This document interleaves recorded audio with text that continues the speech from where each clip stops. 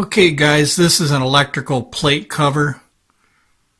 It's 4 inches across and it already had holes, so I put the chain on it, but I could have put another hole right here, but I figured I'd kind of leave it like that. But anyway, this is 4 inches. This is at 15 yards with the Vigilante. Ideally, this target at 15 yards, my thoughts are it should be 2.5 inches, but 4 inches just to get something here and make that thing ting. So I'm going to take my last 10 shots at this, see if I can hit it. And this will be double action.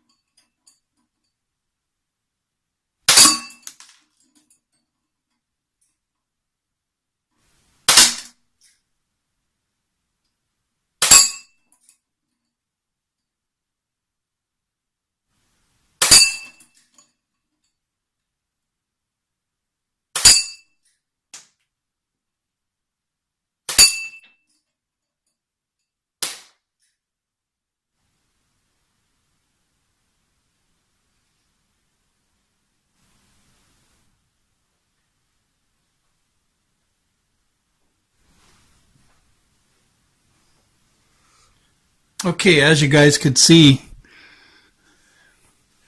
a 4-inch plate like that isn't really that difficult. And we saw that the Vigilante with 5 shots was doing 1 inch, so I was thinking about a 2.5 inch, you know, if I could trim this down. Or otherwise, I was thinking about, you can buy these copper coins on JM Bullion. They're like $1 a piece. I was thinking, and they're only like a 1.5 inch or a little bit bigger. I was thinking about drilling out one of them. It doesn't have any ring, but it's 100% copper. But just to have something to hit. But you could use a variety of things. But yeah, this is an electrical cover, and this works pretty nice. It kind of rings really nice too. Although I would like to drill it right here so it's got more swing going like this so it doesn't spin around on me like that. But just thought I'd show that to you guys. Okay, you guys, I want to show you how I evaluate myself for accuracy with an air pistol. What we have here is a Crosman Vigilante. This is a 10-shot revolver. I'm using the 8-grain JSB because I wanted a really good pellet today. I'm using a pistol rest. Why? Because I want to find out what the accuracy of this Vigilante is on just double action. So here we've got just double action shots. I took 5 because real revolvers usually are 5 shots. So 5 shots here, 5 shots here, 5 shots here, 5 shots here. We've got 5, 7, 10, 15 yards. So why did I do this? Well, because I want to find out what the accuracy is of the pistol, the potential that we have. So that way I can evaluate my accuracy. For instance, if you take this group right here, 1 inch at 15 yards, and you see my group right here, which is about 3.5 in this area here and 5 altogether, well, you can tell that that was kind of sloppy right there. And I am kind of rusty, and I am kind of caffeinated, and I haven't been shooting for a while either. So, and this was done standing on the carpet. I don't know if that makes a difference or not, but it's real cushy, the carpeting. But anyway, basically what I'm saying is you really can't make any excuses. It's actually you that's has the accuracy problem, especially something like that. You can tell that I was doing something wrong right there. So, and I could see myself being shaky at 15 yards. So, when you're pulling a double action, you kind of stage it.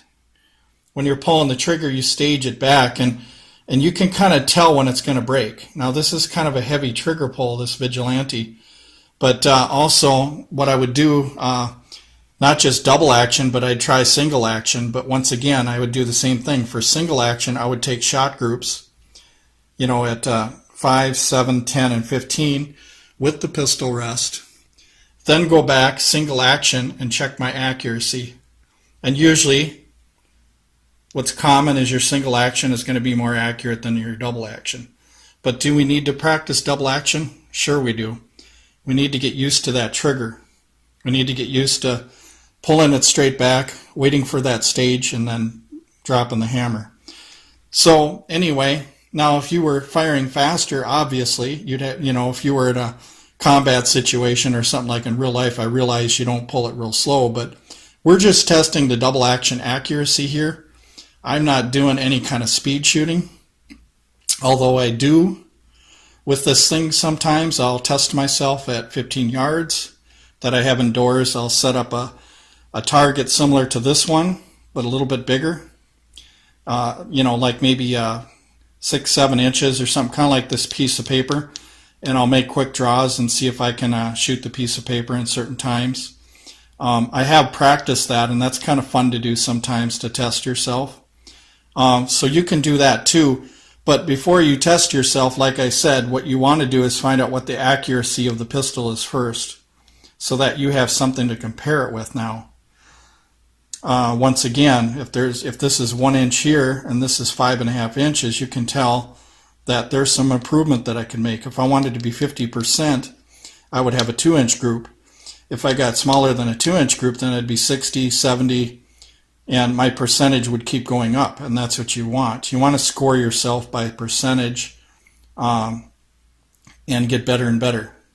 So you always want to keep your targets. A lot of times I'll keep these now, and what I'll do is this set right here is just reference right here, but this set right here is me today. Now if I wanted to shoot tomorrow or today again, what I would do is I would collect all the pieces of paper, crunch the numbers, and then do a bar graph on it or something like that.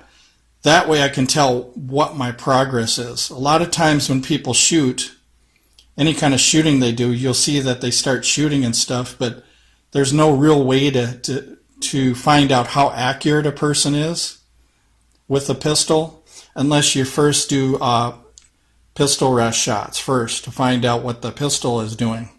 Then compare you to the pistol. That's how it works. That's the best way to do it. So I thought this would be handy for you guys. Back in the 80s when I was in the Army, I was really interested in shooting paper, and steel is fun, don't get me wrong, but when I was in the Army, I was really interested in shooting paper and the different types of things you can do shooting paper, like drills and stuff like that. And one of the things I've always thought was fascinating is finding out what the accuracy of the pistol was or the rifle, and then going back and shooting your groups and finding out how your groups compared to the bench rest or the pistol rest or whatever you're using. So that way you have some idea of where you're going. Now, if I started collecting these pieces of paper day after day, and I found that my groups are shrinking, then I know I'm making progress. But if I stay the same, then I know I need to make some changes in my stance, my grip, even my surface, which is this cushy carpet here. So standing on this carpeting is kind of spongy. So sometimes it's nice to have a hard surface to shoot on. I do have a piece of marble tile. It's about 1 inch thick. It's really heavy. It's like 100 pounds or something like that.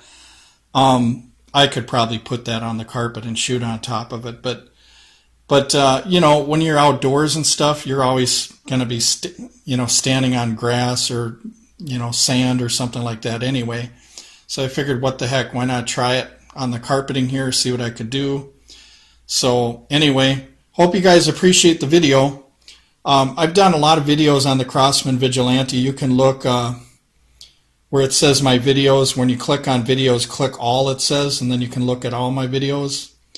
And wherever you see the Crosman Vigilante, I have a lot of details and charts and graphs and all kinds of things about this pistol.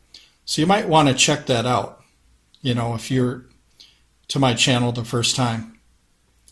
But I always thought that when it comes to accuracy, find out what the accuracy of the pistol is first before you test yourself, so you know how good it is on a pistol rest. But anyway, thanks for watching, you guys.